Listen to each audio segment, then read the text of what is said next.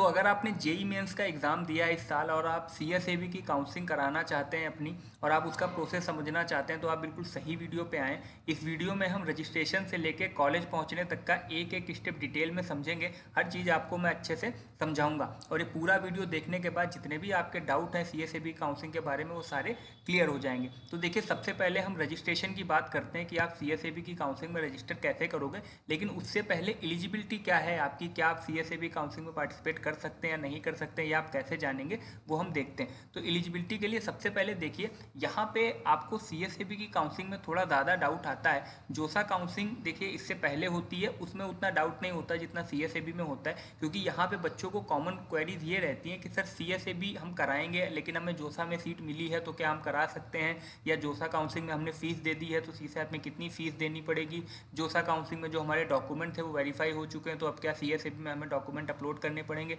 इस तरीके के काफ़ी डाउट आते हैं। तो सबसे पहले हम यहाँ पे एलिजिबिलिटी देख लेंगे।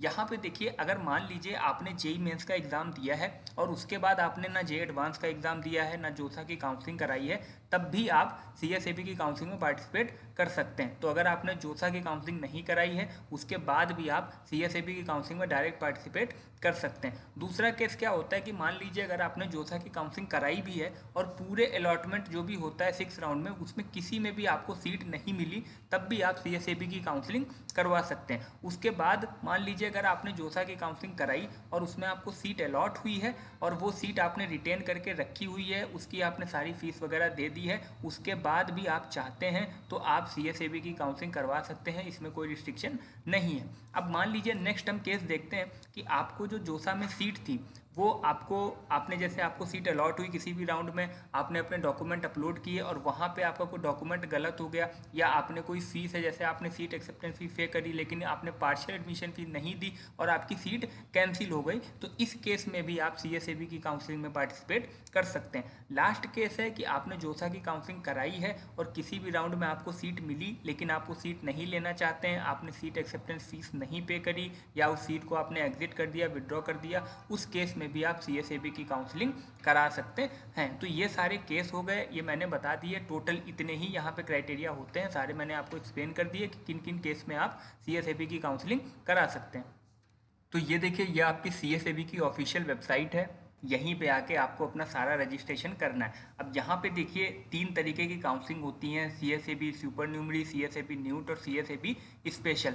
आपको ये सीएसएबी स्पेशल वाली काउंसलिंग करानी है तो इस पर आपको क्लिक कर लेना है। अब यहाँ पे देखिए लास्ट ईयर के जो नोटिफिकेशन थे वो आप इस तरीके से देख सकते हो। अभी यहाँ पे कुछ भी अपडेट नहीं हुआ है, लेकिन जब इस साल की काउंसलिंग शुरू होगी तो यहाँ पे अपडेट आ जाएगा और आप यहीं से अपना रजिस्ट्रेशन कर सकते हैं। तो रजिस्ट्रेशन में जो सबसे पहला स्टेप होता है वो आपको अपने जेई मेंस का एप्लीकेशन नंबर सबमिट करना है और अपना पासवर्ड इंटर करना है। उसके बाद जो भी डिटेल्स आपने अपनी जेई मेंस के एग्जाम के टाइम पे दी होगी वो सारी आ जाएगी, उसको आपको वेरीफाई करके सबमिट कर देना है और आपका रजिस्ट्रेशन का जो पहला स्टेप है वो कंप्लीट हो जाएगा। सेकंड स्टेप में आपको यहाँ पे फीस सबमिट करनी होती है, तो हम फीस देख लेते हैं कि आपको यहाँ पे कितनी सबमिट करनी होगी और कैसे सबमिट करनी होगी। अब यहाँ पे देखिए, जो सीएसएबी काउंसलिंग में फीस होती है उसमें बहुत सारे डाउट होते हैं स्टूडेंट को, तो ये वाला सेक्शन आप बहुत ध्यान से देखिएगा। सबसे पहले देखिए, यहाँ पे 4 तरीके की फीस होती है आपकी सीसैब में, एक एक करके मैं आपको सारी समझाता हूँ। तो यहाँ पे इंस्टीट्यूट एडमिशन फ़ी होती है जिसको हम IF1 बोलते हैं, ये आप जब रजिस्ट्रेशन कराओगे उसी टाइम आपको देनी पड़ती है। ये SC/ST कैंडिडेट के लिए देखिए 20,000 रुपये होती है और बाकी के जो कैंडिडेट होते हैं EWS OBC और जनरल कैटेगरी के लिए उनके लिए 40,000 रुपये होती है। दूसरी जो SRPF जिसको कहते हैं उसको बोलते हैं स्पेशल राउंड प्रोसेसिंग फीस। मतलब यहाँ पे देखिए इस फीस का ये मतलब है कि सीएसएबी की जो काउंसलिंग है वो जो अपना पूरा प्रोसेस करती है, आपका डॉक्यूमेंट वो वेरीफाई करती है, आपको सीट अलॉट करवाती है, तो वो अपना एक तरीके से चार्ज लेती है और वो सारे बच्चों के लिए बराबर होता है, जिसकी कॉस्ट होती है 4,000 रुपये, आप देख सकते हो। तीसरी तरीके की हमारी फीस होती है स्पेशल राउंड इनरोलमेंट फी जिसको हम कहते हैं SREF। ये जो फीस होती है ऊपर की जो दोनों है आपका, इनको जोड़ के ही मिला के ये फीस होती है और यही फीस आपको रजिस्ट्रेशन के टाइम पे सबमिट करनी पड़ेगी। तो देखिए यहाँ पे जो SREF ये जो आपकी फीस होगी वो SC/ST कैंडिडेट के लिए अगर हम एग्जाम्पल लें तो देखिए ये 20,000 रुपये और ये 4,000 रुपये दोनों मिला के 24,000 रुपये आपको रजिस्ट्रेशन के टाइम पे देने होंगे। और बाकी के जो general EWS OBC category candidate हैं उनके लिए देखिए जो पहली हमारी फीस थी जो आपकी ये 4,000 रुपये ये वाली और 40,000 रुपये जो ऊपर है, इन दोनों को आप मिला दोगे तो आपको CSAB की रजिस्ट्रेशन के टाइम पे 44,000 रुपये टोटल देने होंगे। तो ये तीनों फीस जो है आपको कंबाइन मिला के ये रजिस्ट्रेशन के टाइम देनी होंगे। ये जो लास्ट वाली फीस है इंस्टीट्यूट एडमिशन फीस सेकंड, ये SC ST जो कैटेगरी होती है उनके लिए 12,000 है। बाकी के जो EWS OBC जनरल कैटेगरी के स्टूडेंट हैं उनके लिए 32,000 होती है। लेकिन ये जब आपको सीट मिल जाएगी, मान लीजिए आपको फर्स्ट राउंड में सीट मिली, तो उसके बाद ये फीस आपको सबमिट करनी पड़ेगी। ये रजिस्ट्रेशन के टाइम सबमिट करनी नहीं पड़ेगी। रजिस्ट्रेशन के टाइम जो मैंने ये 3 ऊपर की आपको फीस बताई ये आपको सबमिट करनी होगी। अब यहाँ पे एक बहुत डाउट आता है कि जो बच्चे जोसा काउंसलिंग कराने के बाद CSAB की काउंसलिंग कराते हैं और वो वहाँ पे कुछ फीस भर देते हैं, तब उन्हें डाउट आता है कि सर वहाँ पे हमने पहले ही फीस पे करी है, अब यहाँ पे हमें कितनी पे करनी होगी। तो वो मैं आपको डिटेल में बताता हूँ। तो देखिए यहाँ पे हम ये देखेंगे कि अगर मान लीजिए आपने जोसा काउंसलिंग कराई है और वहाँ पे अगर आपको कोई सीट अलॉट हुई है और आपने कोई फ़ी पे करी है, तो उसके बाद अगर आप CSAB काउंसलिंग करवाओगे तो आपको रजिस्ट्रेशन के टाइम पे कितने पैसे देने होंगे। तो सबसे पहला देखिए यहाँ पे ये केस है कि अगर आपने कोई फीस नहीं सबमिट करी है, तो जो मैंने अभी देखिए पहले आपको फीस बताई थी, तो आपको पूरे 44,000 यहाँ पे रुपये देने होंगे। जनरल EWS OBC का भी हम एग्जाम्पल ले रहे हैं यहाँ पे, तो पूरे आपको यहाँ पे 44,000 रुपये देने होंगे। उसके बाद जब आप सीट एक्सेप्टेंस फी पे करोगे किसी भी केस में, तब हम देखते हैं क्या करना है। तो सबसे पहला कि आपको जोसा काउंसलिंग आपने कराई और आपको कोई सीट अलॉट हुई, आपने सीट एक्सेप्टेंस फीस जो होती है और पार्शियल एडमिशन फी दोनों आपने पे करी है, उस केस में आपको CSAB के रजिस्ट्रेशन के टाइम पे केवल 4,000 रुपये देने होंगे। अब जिन बच्चों को नहीं पता कि जोसा काउंसलिंग कैसे कराते हैं, सीट एक्सेप्टेंस फी क्या होती है, पार्शियल एडमिशन फी क्या होती है, तो ऊपर देखिए आई बटन है, उस पर क्लिक करके आप जोसा काउंसलिंग का भी पूरा वीडियो अच्छे से देख सकते हैं। नीचे जो डिस्क्रिप्शन है उसमें भी मैंने लिंक दिया हुआ है। अब हम नेक्स्ट केस देखते हैं। यहाँ पे मान लीजिए आप जोसा काउंसलिंग कराते हो और आपको सीट मिलती है, लेकिन आप वो सीट किसी भी राउंड में आगे चल के विड्रॉ कर लेते हो, उसको कैंसिल कर देते हो सीट एक्सेप्टेंस फी पे करने के बाद। उस केस में अगर आप उसके बाद CSAB काउंसलिंग कराते हैं तो रजिस्ट्रेशन के टाइम पे आपको 11,000 रुपये देने होंगे। इसके बाद हम एक केस और देखते हैं। मान लीजिए आप जोसा काउंसलिंग कराते हैं, आपको सीट मिलती है, आप सीट एक्सेप्टेंस फी भी पे करते हो। जब आप अपने ऑनलाइन डॉक्यूमेंट सबमिट करते हैं तो वहाँ पे आपका कोई डॉक्यूमेंट इनवैलिड निकल जाता है और जो आपकी सीट है वो कैंसिल हो जाती है वहाँ पे। उस केस में आप अगर उसके बाद CSAB काउंसलिंग कराते हैं तो CSAB में रजिस्ट्रेशन के टाइम पे आपको 8,000 रुपये देने होंगे। लास्ट केस हम यहाँ पे देख लेते हैं। मान लीजिए आप जोसा की काउंसलिंग कराते हैं, वहाँ पे आपको सीट मिलती है, सीट मिलने के बाद आप सीट एक्सेप्टेंस फी भी पे करते हैं, लेकिन आप पार्शियल एडमिशन फी पे नहीं करते हैं, और तब अगर उसके बाद आप CSAB काउंसलिंग कराते हैं तो रजिस्ट्रेशन के टाइम पे CSAB में आपको 11,000 रुपये देने पड़ेंगे। तो ये पूरा आप अच्छे से देख लीजिए, समझ लीजिए। यहाँ पे मैंने जो एग्जांपल लिया था वो जनरल EWS OBC कैटेगरी के बच्चों के लिए लिया था, लेकिन सेम रूल यहाँ पे SC और ST कैटेगरी बच्चों के लिए भी अप्लाई होगा। यहाँ पे इस तरीके से आप देख सकते हैं। तो ये हो गया पूरा फीस का। अब हम इसके बाद नेक्स्ट स्टेप देखते हैं, जो कि हमारा होता है चॉइस फिलिंग और प्रेफरेंस ऑर्डर बनाना। तो देखिए फीस सबमिट करने के बाद आपको कॉलेजेस को ऐड करना होगा, लेकिन आपकी रैंक पे आपको एक से ज़्यादा कॉलेज मिल रहे होंगे। तो काउंसलिंग बॉडी को कैसे पता चलेगा कि आपको पहले कौन सा कॉलेज लेना है? तो उसके लिए जो भी आप कॉलेजेस को ऐड करते हो एक प्रेफरेंस ऑर्डर में बनाते हो। अब इसमें आपको सीट कैसे अलॉट होती है, प्रेफरेंस ऑर्डर कैसे काम करता है, मैं आपको एक बार बता देता हूँ। तो यहाँ पे जैसे मान लीजिए आपको ये 4 कॉलेज चाहिए, तो अब ये 4 कॉलेज में जो आपको सबसे पहले चाहिए वो आप नंबर 1 पे लगाइए, जो उसके बाद चाहिए वो आप नंबर 2 पे लगाइए, जो उसके बाद चाहिए वो 3 पे, और इसी तरीके से आप अपना एक ऑर्डर बना लीजिए। अब इसमें क्या होगा कि काउंसलिंग बॉडी ये चेक करेगी, सबसे पहला वाला आपका ऑप्शन अगर आपकी रैंक पे अलॉट हो रहा होगा तो अलॉट कर देगी, अगर नहीं हो रहा होगा तो फिर नंबर 2 वाले पे जाएगी, अगर वो भी अलॉट हो रहा होगा तो अलॉट कर देगी, अगर नहीं अलॉट हो रहा होगा तो नंबर 3 पे वो देखेगी। इसी तरीके से वो देखती जाएगी, जो भी आपकी रैंक पे कॉलेज अलॉट हो रहा होगा वो आपको अलॉट कर देगी। अब अगर इसमें आप गलती कर देते हैं तो आपको कोई भी गलत सीट भी मिल सकती है। मैं आपको दूसरा यहाँ पे एग्जाम्पल दिखाता हूँ। जैसे मान लीजिए आपने ये ऑर्डर बना दिया, अब यहाँ पे NIT इलाहाबाद बहुत अच्छा है NIT नागालैंड से, लेकिन आपने NIT नागालैंड NIT इलाहाबाद से ऊपर रखा है, मतलब आप NIT नागालैंड को प्रीफर कर रहे हो। तो अब काउंसलिंग बॉडी क्या करेगी कि वो पहला वाला आपका ऑप्शन चेक करेगी और आपकी रैंक पे अगर वो अलॉट हो रहा होगा तो वही आपको अलॉट कर देगी। अब अगर आप चाहो भी कि काउंसलिंग में आगे आपको नंबर 2 का ऑप्शन मिल जाए तो वो नहीं हो सकता है, क्योंकि जो आपको अलॉटमेंट होता है उसके नीचे के सारे जो भी आपने कॉलेजेस ऐड किए होते हैं वो बेकार हो जाते हैं, क्योंकि नेक्स्ट राउंड में अगर आप कॉलेज को अपग्रेड भी करना चाहते हो तो जो ऊपर की तरफ के ऑप्शन होते हैं वही आप उन्हीं में अपग्रेड कर सकते हैं। तो अगर इसमें आपको कोई डाउट है कि प्रेफरेंस ऑर्डर कैसे बनेगा, हम अपने लिए प्रेफरेंस ऑर्डर कैसे बना सकते हैं, तो आप हमारे काउंसलर से अपनी पूरी CSAB काउंसलिंग करा सकते हैं। कैसे आप हमारे काउंसलर हायर कर सकते हैं मैं आपको बता देता हूँ। तो काउंसलर लेने के लिए सबसे पहले आपको ये वाला ऐप इंस्टॉल कर लेना है। ऐप का लिंक डिस्क्रिप्शन में है। उसके बाद जब आप ऐप इंस्टॉल कर लेंगे तो आपको देखिए इस तरीके की स्क्रीन दिखाई देगी। अब जहाँ पे गेट एक्सपर्ट काउंसलर लिखा हुआ है उसके नीचे अप्लाई नाउ पे क्लिक करके आप काउंसलर ले सकते हैं। काउंसलर लेने के बाद आपको एक पर्सनल नंबर दिया जाएगा काउंसलर का, जिसपे आप 24/7 कभी भी कॉल कर सकते हैं या व्हाट्सअप मैसेज कर सकते हैं। फिर आपकी रैंक पे आपको सीसैप काउंसलिंग में कौन कौन सी सीट मिल सकती है, उसमें कौन कौन से बेस्ट ऑप्शन रहेंगे वो आपको बताए जाएंगे। उसके बाद आपको प्रेफरेंस ऑर्डर आपकी जो भी रिक्वायरमेंट होगी उसके हिसाब से बना के दिया जाएगा। फिर आपको ऑनलाइन रिपोर्टिंग कैसे करानी है वो काउंसलर बताएंगे, फिजिकल रिपोर्टिंग कैसे करनी है वो काउंसलर बताएंगे, और कोई भी डाउट है कभी भी आप कॉल करके उनसे पूछ सकते हैं। पूरी काउंसलिंग वो अच्छे से आपकी करवा देंगे और जो बेस्ट से बेस्ट सीट मिली होगी आपकी रैंक पे वो आपको मिल जाएगी।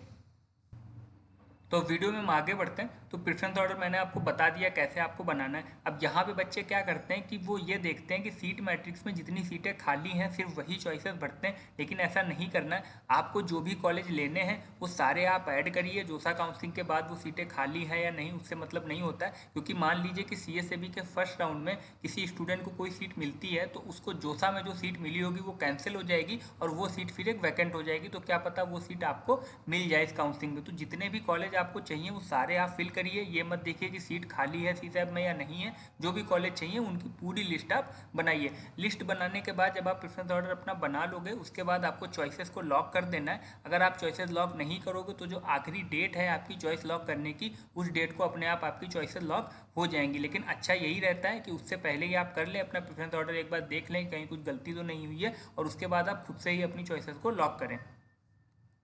तो हमने देख लिया कि रजिस्टर कैसे करते हैं CSAB की काउंसलिंग में। उसके बाद आपको अपने जो कॉलेज हैं वो ऐड कर लेने हैं प्रेफरेंस ऑर्डर में, उनको लॉक कर देना है। उसके बाद आपका जो सीट अलॉटमेंट का प्रोसेस है CSAB काउंसलिंग में वो शुरू हो जाता है। तो देखिए CSAB की जो काउंसलिंग है वो 2 राउंड में होती है। तो मान लीजिए अगर आपको पहले राउंड में सीट नहीं मिलती है तो सिंपली आपको सेकेंड राउंड के लिए वेट करना है, और अगर आपको पहले राउंड में सीट मिल जाती है तब क्या करना है हम देखते हैं। तो देखिए जब आपको कोई सीट अलॉट होगी तो वहाँ पे आपको ये जो 5 ऑप्शन में दिखा रहा हूँ यहाँ पे उनमें से कोई एक सेलेक्ट करना होगा। मतलब काउंसलिंग बॉडी को आपको ये बताना होगा कि आप उस सीट को लेना चाहते हो, रिजेक्ट करना चाहते हो या अपग्रेड करना चाहते हो। तो देखिए एक एक करके हम इन ऑप्शन को डिटेल में देखेंगे। तो सबसे पहले देखिए फ्रीज है। तो अगर आप जो सीट मिली है उसके बाद आप अगर फ्रीज का ऑप्शन सेलेक्ट करते हो तो इसका मतलब ये है कि जो भी आपको सीट मिली है उसको आप लेना चाहते हो और आगे के राउंड में पार्टिसिपेट नहीं करना चाहते हो। मैं आपको इसको एक एग्जांपल से समझाता हूँ। जैसे मान लीजिए आपने ये वाला प्रेफरेंस ऑर्डर लगाया है और इसमें आपको 3 नंबर की सीट अलॉट हो गई है BIT मिश्रा का इलेक्ट्रिकल। तो अगर आप फ्री सेलेक्ट करोगे तो उसका ये मतलब है कि यही सीट आप लेना चाहते हैं और आगे के राउंड में पार्टिसिपेट नहीं करना चाहते हैं। तो इसके बाद हम देखिए दूसरा वाला ऑप्शन यहाँ पे देखेंगे। दूसरा जो हमारा ऑप्शन है वो फ्लोट का है। अब फ्लोट का क्या मतलब होता है वो मैं आपको बताता हूँ। फ्लोट का मतलब ये होता है कि जो भी आपको सीट मिली है वो आप लेना चाहते हैं और जो नेक्स्ट राउंड है जो सेकंड राउंड होगा उसमें अगर आपकी सीट अपग्रेड हो सकती है तो उसके लिए भी आप जाना चाहते हैं। अब इसको फिर से मैं देखिए प्रेफरेंस ऑर्डर में आपको एक बार समझाता हूँ। तो मान लीजिए अगर आपको ये BIT मिश्रा वाली सीट मिली है और अगर आपने फ्लोट का ऑप्शन सेलेक्ट किया है तो अगर नेक्स्ट राउंड में चांसेस होंगे कि आपको 2 नंबर का ऑप्शन मिल जाए या 1 नंबर का ऑप्शन मिल जाए तो वो आपको अलॉट कर दिया जाएगा और ये वाली जो सीट है जो आपको पहले मिली है वो कैंसिल हो जाएगी। तो ये बात याद रखिएगा कि अगर आपकी सीट अपग्रेड होती है तो पहले वाली जो सीट है वो आपकी कैंसिल हो जाती है। अब आप उसको क्लेम नहीं कर सकते और जो नई सीट मिलती है उसी में आप एडमिशन ले सकते हैं। अब हम नेक्स्ट वाला ऑप्शन देखते हैं। तो नेक्स्ट हमारा ऑप्शन है ये स्लाइड का। ये देखिए स्लाइड फ्लोट जैसा ही होता है लेकिन इसमें डिफरेंस ये होता है कि आप अगर जैसे मैं आपको यहाँ पे समझाता हूँ प्रेफरेंस ऑर्डर में, मान लीजिए आपको फिर से ये 3 नंबर का ऑप्शन मिला है और आपने स्लाइड वाला ऑप्शन सेलेक्ट किया है। तो इसका ये मतलब होता है कि आप आगे के राउंड में पार्टिसिपेट करना चाहते हो और ये जो सीट है इसको भी रिटेन करना चाहते हो,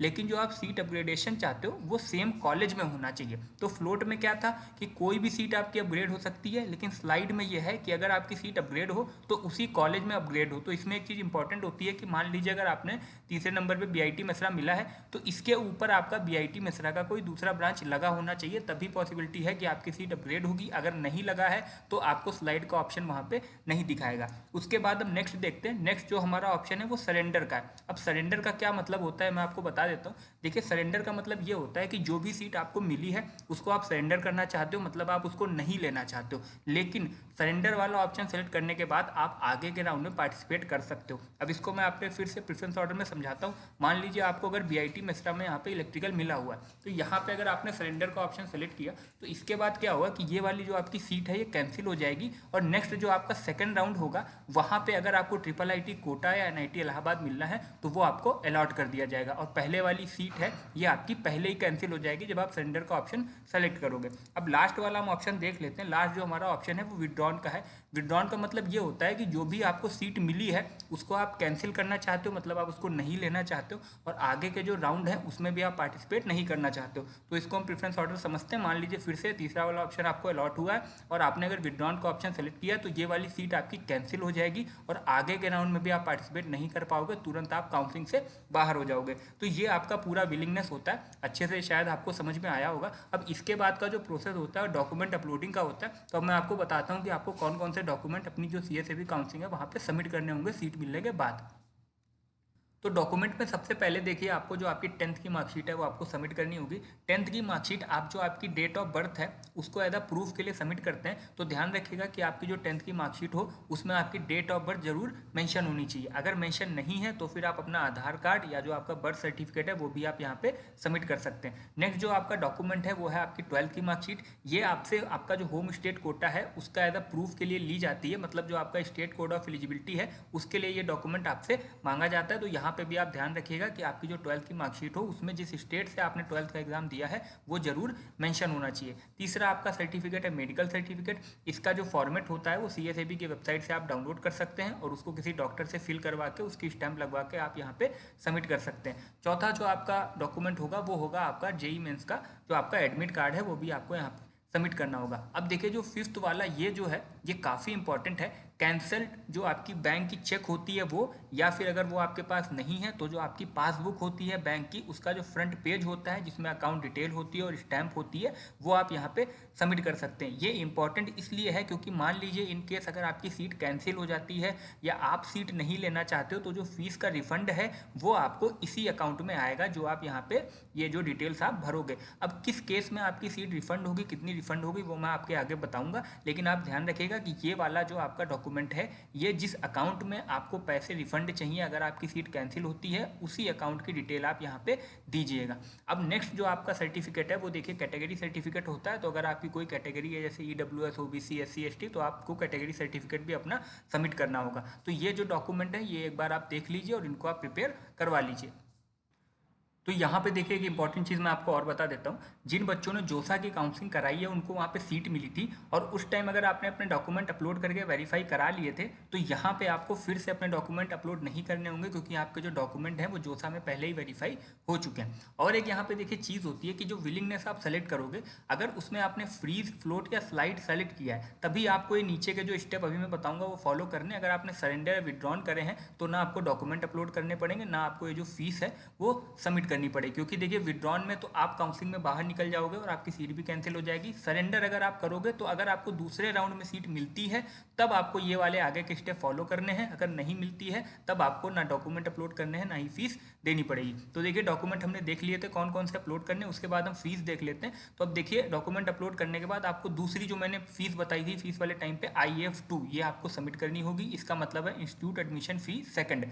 तो SC/ST के जो कैंडिडेट हैं उनके लिए 12,000 होती है, यहाँ पे आप देख सकते हैं, और जो बाकी के कैंडिडेट हैं जनरल, ईडब्ल्यूएस, ओबीसी उनके लिए 32,000 फीस होती है। तो जब आप ये फीस अपनी सबमिट कर दोगे, डॉक्यूमेंट अपलोड कर दोगे, उसके बाद जो वेरिफिकेशन का प्रोसेस है आपके डॉक्यूमेंट वेरिफिकेशन का प्रोसेस वो CSAP के द्वारा शुरू कर दिया जाएगा। अब यहाँ पे बहुत इंपॉर्टेंट चीज़ है कि जब आपका डॉक्यूमेंट वेरिफिकेशन चल रहा हो तब आप बार बार वेबसाइट को विजिट करिए। अगर वहाँ पे कुछ आपसे क्वेरी आती है, कुछ चेंज मतलब डॉक्यूमेंट में कुछ चेंजेस हैं, वहाँ पे क्वेरी आएगी, नोटिफिकेशन आएगा, तो वो आपको करके देना होगा। अगर आप वो नहीं कर पाते हैं टाइमली तो आपकी जो सीट है वो कैंसिल हो जाएगी। तो बार बार वेबसाइट पे आप विजिट करिएगा जब आपका डॉक्यूमेंट वेरिफिकेशन चल रहा हो। तो डॉक्यूमेंट जब आपके वेरीफाई हो जाएंगे करेक्टली, अगर आपके कुछ गड़बड़ होती है, सीट कैंसिल हो जाती है, अगर आपके डॉक्यूमेंट सही से वेरीफाई हो जाते हैं मतलब सब कुछ सही है, तब उसके बाद आपको फिजिकल रिपोर्टिंग का जो नेक्स्ट स्टेप होता है वो करना होगा। फिजिकल रिपोर्टिंग में क्या होता है कि जो भी कॉलेज आपको मिला है वहाँ पे आपको फिजिकली रिपोर्ट करना है, अपने जो डॉक्यूमेंट हैं उनको हार्ड कॉपी में ले जाके वहाँ पे सबमिट करना है, बाकी की जो कॉलेज की फीस है वो भी आपको सबमिट करनी होगी। और एक चीज़ बता देता हूँ कि ये जो यहाँ पे आप फीस सबमिट करोगे, जो मैंने पहले बताई थी 44,000 रुपये और ये 32,000 रुपये जनरल कैटेगरी बच्चों के लिए, ये फीस में 4,000 रुपये जो CSAB है वो अपने काट लेगा। और बाकी की जो फीस है वो जब आप कॉलेज में जाओगे वहाँ पे फीस अपनी सबमिट करोगे कॉलेज की, तो उसमें जो बची हुई फीस है वो आपकी एडजस्ट हो जाएगी। अब जो देखिए नेक्स्ट जो यहाँ पे डाउट होता है बहुत सारे बच्चों का, वो ये होता है कि मान लीजिए सर अगर हमने सरेंडर का या विड्रॉन का ऑप्शन सेलेक्ट किया तो हमारी फीस रिफंड कब होगी, कैसे होगी और कितनी होगी। तो हम देखते हैं कि अगर मान लीजिए आपकी सीट कैंसिल हो जाती है या आप सीट नहीं लेना चाहते तो आपकी फीस कितनी रिफंड होगी और कैसे होगी। तो यहाँ पे देखिए मैं आपको सबसे पहले केस बताता हूँ। मान लीजिए अगर आपने जोसा काउंसलिंग कराई थी, वहाँ पे आपको आईआईटी में एडमिशन मिला था और आईआईटी में आपने फीस पे कर दी थी, तो वो वाली फीस यहाँ के कॉलेज में आपकी एडजस्ट नहीं होगी, क्योंकि CSAB में आईआईटी का कोई भी इन्वॉल्वमेंट नहीं होता है। वो जो आपकी फ़ीस होगी वो आपको जो आईआईटी मिली है वहाँ पे कांटेक्ट करके वहीं से आपको रिफंड करानी होगी। दूसरा मैं आपको जोसा के बारे में बता देता हूँ। मान लीजिए अगर आपको जोसा में कोई सीट मिली थी और आपने उस सीट को कैंसिल कर दिया, विड्रॉ कर दिया, या आपका जो डॉक्यूमेंट है वो इनवैलिड हो गए, तो उसमें देखिए जोसा आपने 4,000 रुपये काट लेगा, जो कि वो उसका प्रोसेसिंग चार्ज होता है। और आपने सीट आपको मिली है लेकिन आपने वो नहीं ली, तो उसका एज अ पेनल्टी 3,000 रुपये और लगता है। तो टोटल 7,000 रुपये आपके हो जाएंगे। 7,000 रुपये कट के जितने भी पैसे बचेंगे वो आपके अकाउंट में वापस कर दिए जाएंगे। अब उसके बाद हम CSAB का देख लेते हैं। तो मान लीजिए अगर आपको CSAB में कोई भी सीट अलॉट होती है और उसमें क्या होता है कि आपको सीट अलॉट हो जाती है और आप फिजिकल रिपोर्टिंग कराने के लिए नहीं पहुंचते और आपकी सीट कैंसिल हो जाती है, आप टाइमली नहीं वहां पे जा पाते हो, या जो IAS2 मतलब सीट मिलने के बाद जो दूसरी वाली पेमेंट होती है वो आप पे नहीं करते हो, आपकी सीट कैंसिल हो जाती है, या आपका कोई डॉक्यूमेंट है वो इनवैलिड हो जाता है, तो इस केस में CSAB आपको पैसा वापस नहीं करेगा। CSAB जो आपका पैसा है जो आपको कॉलेज मिला था अलॉटेड इंस्टीट्यूट, वहाँ पे वो उसको ट्रांसफ़र कर देता है। वहीं से फिर आपको कॉन्टेक्ट करके अपना जो पेमेंट है वो वापस लेना होता है। अब इस केस में अगर आपने जोसा काउंसलिंग और CSAB काउंसलिंग दोनों कराई होगी तो देखिए 4,000 रुपये CSAB अपने काटेगा, 4,000 रुपये जोसा अपने काटेगा, 8,000 रुपये कट के आपके जितने भी पैसे बचेंगे वो आपके अकाउंट में वापस आ जाएंगे। अगर आपने सिर्फ CSAB काउंसलिंग कराई है तो 4,000 रुपये कट के आपके पैसे वापस आ जाएंगे। तो ये पूरा रिफंड का प्रोसेस होता है। अब बहुत सारे बच्चे हर साल हमसे पूछते हैं कि सर कितने दिन में हमारा पैसा आता है। तो देखिए गवर्नमेंट का प्रोसेस थोड़ा स्लो होता है, 15 दिन लगते हैं, कभी कभी महीने भी लग जाते हैं, लेकिन ये कन्फर्म है कि जो भी आपका पैसा बचेगा काउंसलिंग के बाद वो आपके अकाउंट में जरूर आएगा। तो यहाँ पे देखिए मैंने रजिस्ट्रेशन से लेके जो भी आपका CSAB में होता है और कॉलेज पहुँचने तक का रिफंड तक का पूरा प्रोसेस आपको अच्छे से समझाया। आपको होप शायद अच्छे से समझ में आया होगा काउंसलिंग का कैसे प्रोसेस होता है। तो वीडियो अगर आपको अच्छी लगी हो तो चैनल को सब्सक्राइब करिएगा, वीडियो को लाइक करिएगा, और अगर आप हमारे एक्सपर्ट काउंसलर से अपनी काउंसलिंग कराना चाहते हैं तो ऐप का लिंक डिस्क्रिप्शन में, वहाँ से जाकर आप हमारे काउंसलर से भी बात कर सकते हैं। तो मिलते हैं अब हम नेक्स्ट वीडियो में।